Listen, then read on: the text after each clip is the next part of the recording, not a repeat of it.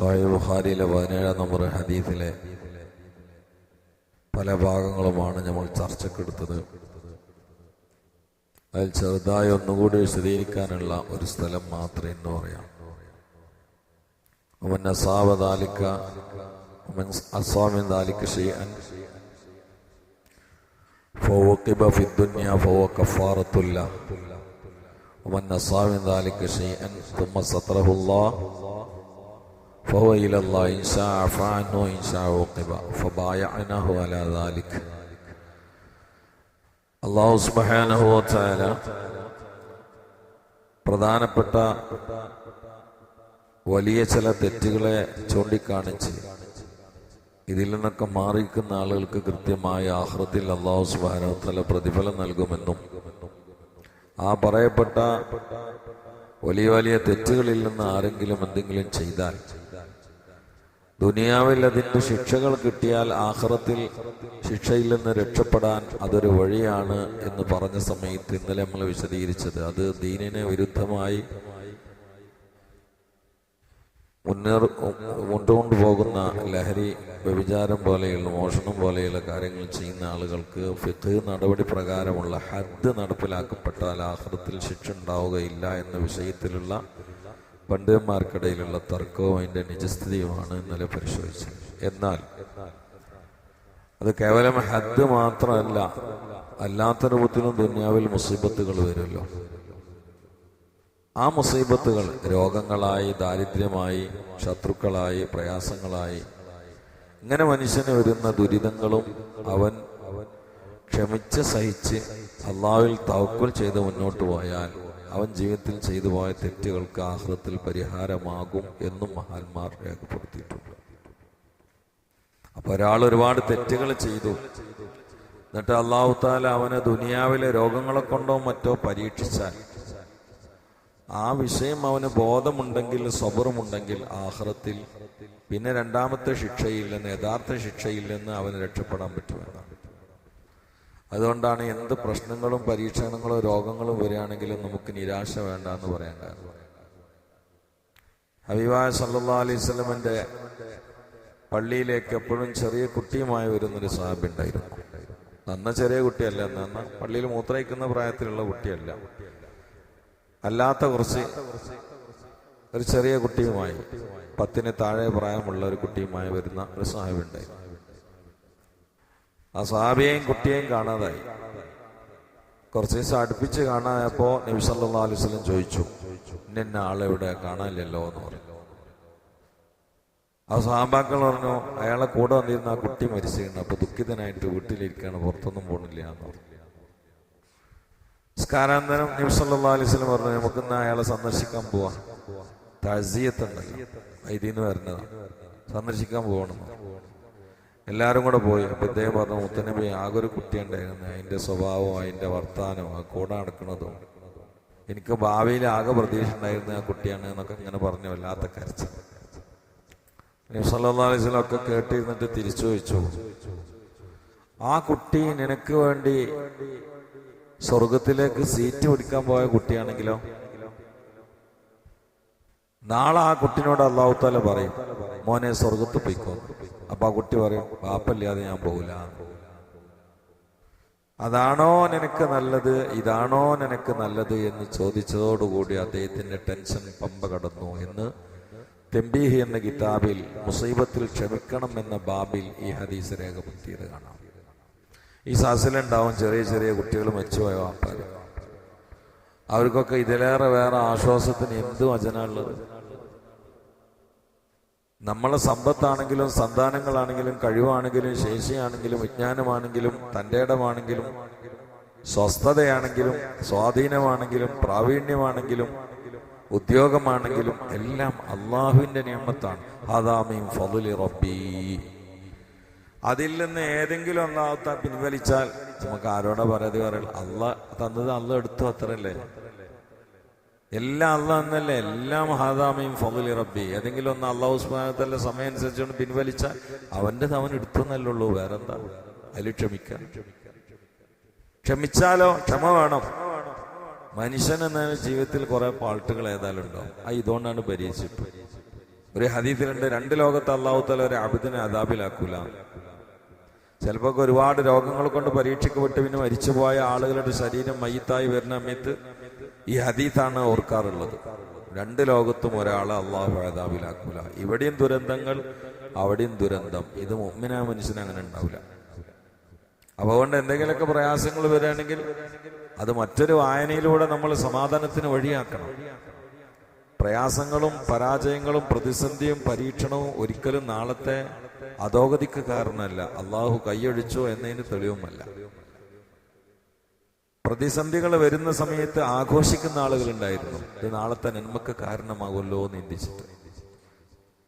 അപ്പോ ആർക്കെങ്കിലും ഈ ആദ്യ കാര്യങ്ങളിൽ നിന്നും എന്തെങ്കിലും സംഭവിച്ചു എന്നിട്ട് ദുനിയാവിൽ അല്ലാഹു തആല അവനെ ശിക്ഷിച്ചാൽ, പരീക്ഷണം ഭയങ്കര ശിക്ഷനല്ലോ, പിന്നെ അല്ലാഹു സുബ്ഹാനഹു വ തആല ആഖിറത്തിൽ അത് കഫാറത്താക്കി മാറ്റിയേക്കാം. അല്ലാഹു ആ കൂട്ടത്തിൽ പെടുത്തട്ടെ.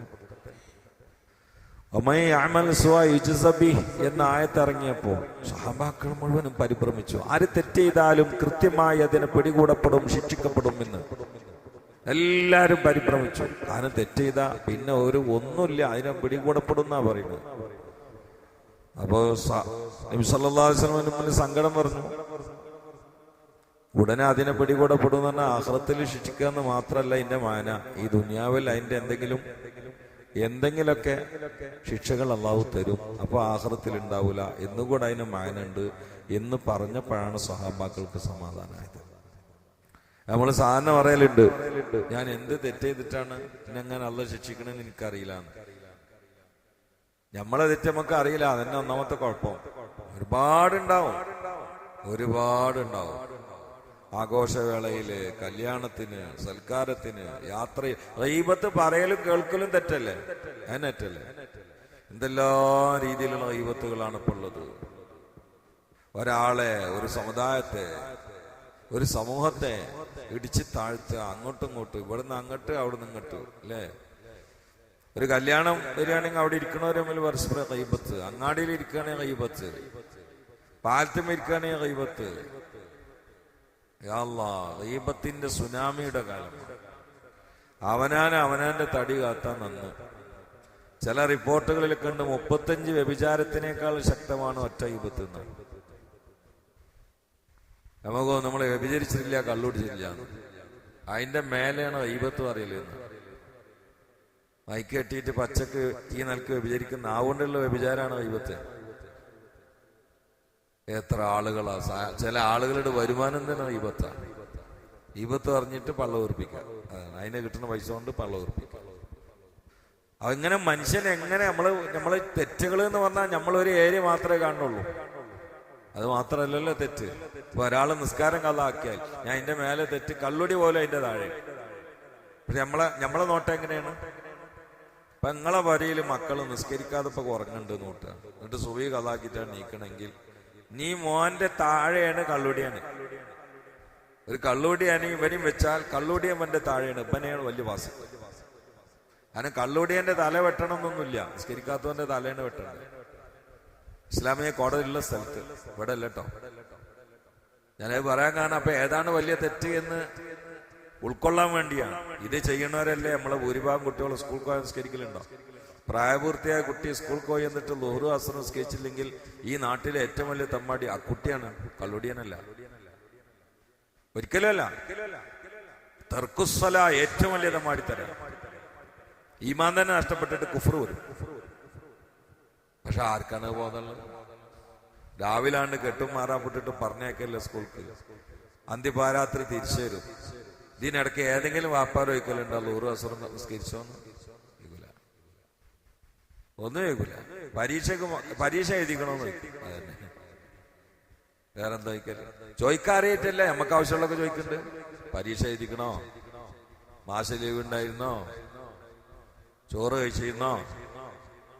ഇതൊക്കെ ചോദിക്കും. നിസ്കരിച്ചിരുന്നോ? കാരണം അത് നമ്മളെ വിഷയമല്ല. അപ്പൊ വലിയ വലിയ തെറ്റുകൾ എന്ന് പറഞ്ഞാൽ നമ്മള് കള്ളുടിയും കൊലയൊന്നും അങ്ങോട്ട് എടുക്കണ്ട. നിസ്കരിക്കാതിരിക്കുക എന്നുള്ളത് വലിയ തെറ്റാണ്. ഒരു വക്ത നിസ്കാരം സമയത്ത് തൊട്ട് തെറ്റിച്ചാൽ 6400 കൊല്ലാണ് നരകത്ത് കിടക്കേണ്ടി വരിക. അപ്പൊ ളുഹ്റും അസ്റും തെറ്റിച്ചാൽ എത്ര കൊല്ലാണ്? 18,800 കൊല്ലം. അത് 2 ദിവസമാകുമ്പോഴോ, അത് 3 ദിവസം, 1 മാസമാകുമ്പോഴോ, എത്ര ദിവസങ്ങളാണ് നിസ്കരിക്കാക്കുന്ന കുട്ടികൾ. വാപ്പാരും ചോദിക്കുന്നില്ല, വലിയ അപകടമാണ്. അപ്പൊ അല്ലാഹു തആല എങ്ങനെ കൈകാര്യം ചെയ്താലും ഒന്നും പറയാൻ പറ്റാത്തൊരു സമയമാണ് ഇപ്പോൾ ഉള്ളത്. അതിനാത്ര തെറ്റുകൾ കുടുംബസമേതം പറയുന്ന കാലമാണ്. അപ്പൊ അല്ലാഹു തആല ചിലത് എന്ത് ചെയ്യും, ഇവിടുന്ന് കൊടുക്കാനുള്ളൊക്കെ കൊടുക്കും, അവിടുന്ന് ചിലപ്പോൾ കട്ടിയൊന്ന് കുറച്ചു കൊടുക്കും, അല്ലെങ്കിൽ തീരെ അവിടുന്ന് ശിക്ഷിക്കാതെ സ്വർഗത്തിലാക്കും ചെയ്യും. ഏതായാലും ആ ഹദീസിന്റെ ആ ഭാഗം പൂർത്തിയാക്കിയതാണ്. വമൻ അസാബ് മിൻ ദാലിക ശൈഅൻ ഫഉഖിബ ഫിദ് ദുനിയാ ഫഹുവ കഫാറത്തുല്ലാഹ്. കൊല, ചതി, മോഷണം, ചൂഷണം, വ്യഭിചാരം പോലെയുള്ള കാര്യങ്ങൾ ആരെങ്കിലും ചെയ്ത് അവൻ അല്ലാഹു തആല ദുനിയാവിൽ അവൻ ശിക്ഷിക്കപ്പെട്ടാൽ, അല്ലാഹു തആല അവനെ ശിക്ഷിച്ചാൽ ഫഹുവ കഫാറത്തുല്ലാഹ്, അത് പരലോകത്ത് ശിക്ഷയിൽ നിന്ന് രക്ഷപ്പെടാനുള്ള കഫാറത്തായി മായേക്കും. അല്ലാഹു സുബ്ഹാനഹു വ തആല സഹിക്കാൻ കഴിയാത്ത പരീക്ഷണങ്ങളിൽ നിന്നൊക്കെ നമ്മളെ കാത്തുരക്ഷിക്കട്ടെ. ഇതിന്ന് രണ്ടിന്ന് രക്ഷപ്പെടാൻ നല്ലൊരു മാർഗം ഞാൻ പറഞ്ഞുതരാം. അതുകൊണ്ടാണ് ഈ രോഗികളെ സന്ദർശിക്കത്തിന് ഇത്ര വലിയ മഹത്വം ഉണ്ടാകുന്നത്. രോഗികൾ ഒരാൾ സന്ദർശിച്ച് തിരിച്ചു വരുമ്പോ ഉമ്മാന്റെ പള്ളിയിൽ നിന്ന് വരും പോലെ ആയി തീരുന്ന. ഉമ്മാന്റെ പള്ളിയിൽ നിന്ന് വന്നാൽ എങ്ങനെയാണ്, ഒരു തെറ്റുണ്ടാവില്ല. കയൗമി വലദത്ഹു അഖ്റജഹു മിൻ ദുനൂബിഹി. ഒരാള് രോഗിയെ സന്ദർശിച്ചു വരികയാണെങ്കിൽ അവന്റെ എല്ലാ ദോഷങ്ങളിൽ നിന്നും അല്ലാഹു തആല അവനെ രക്ഷപ്പെടുത്തും. 2 രോഗികളെ സന്ദർശിച്ചാൽ ജീവിതത്തിൽ കുറെ ചെയ്ത കഴിയുമ്പോൾ പോയി കിട്ടും. ബടാബടാ തെറ്റുകളല്ല കേട്ടോ, ചിന്ന ചിന്ന കാര്യങ്ങൾ. ബടാ തെറ്റുകൾക്ക് തൗബന്നാണ്. അപ്പൊ നബി സല്ലല്ലാഹു അലൈഹി വസല്ലമയുടെ സ്വഹാബാക്കൾ വെച്ചു, അവ ഈ മരിച്ചോ മയ്യിത്തിന്റെ പിന്നാലെ കൂടിയാലോ, ജനാസയെ അനുഗമിച്ചാലോ, മയ്യിത്ത് പരിപാലനത്തിൽ പങ്കെടുത്താലോ? അപ്പൊ നബി സല്ലല്ലാഹു അലൈഹി വസല്ലം പറഞ്ഞു, മയ്യിത്ത് പരിപാലനത്തിൽ പങ്കെടുക്കുന്ന വ്യക്തി മരിക്കുമ്പോൾ മലക്കുകൾ ഇറങ്ങൽ കൊടികളുമായിട്ടാണ് അവനെ സ്വീകരിക്കാൻ നബിയുനാ റസൂലുള്ളാഹി. അവൻ ഖബറിൽ നിന്ന് നാളെ എണീക്കുമ്പോൾ അവന്റെ മുമ്പിൽ നേതാക്കളെ കൊണ്ടുപോകും പോലെ കൊടി പിടിച്ച മലക്കുകളുടെ അകമ്പടിയോടെയാ അവൻ പോവുക എന്ന് നബിയുനാ റസൂലുള്ളാഹി.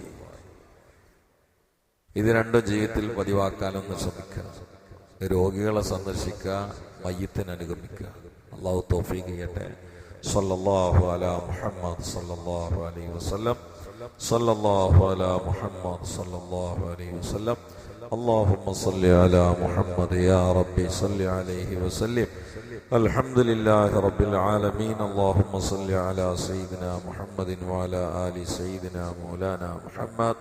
اللهم اغفر للمؤمنين والمؤمنات والمسلمين والمسلمات الأحياء منهم والأموات إنك مجيب الدعوات. اللهم انصر أمة سيدنا محمد، ارحم أمة سيدنا محمد، تجاوز عن أمة سيدنا محمد، اجعلنا من خيار أمته ومن محبيه، واغفر لنا ولوالدينا ولمن دفنوا حول هذا المسجد ولجميع المؤمنين والمؤمنات، وبارك لنا في تجاراتنا، في تعلمنا، في تعليمنا، في وعظنا، في معاشنا وفي عيشنا وفي حياتنا، وبارك لنا في أوقاتنا، في أحوالنا، في أقوالنا، وفي أخلاقنا، وفيما أعطيتنا، وقنا شر ما قضيت.